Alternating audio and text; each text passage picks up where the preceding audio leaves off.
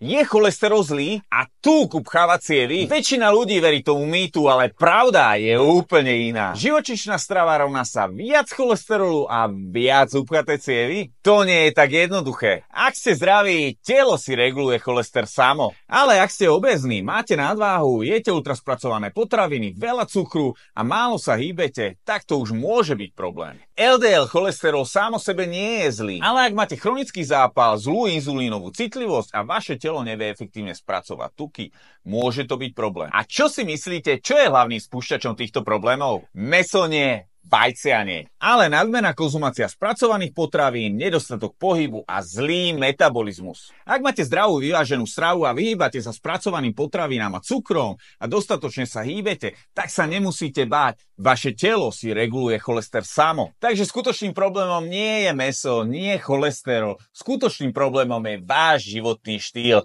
Viac sa hýbte, lepšie sa stravujte a hoďte mi prosím do komentára, či so mnou súhlasíte a čo si o tomto všetko myslíte. Ďakujem.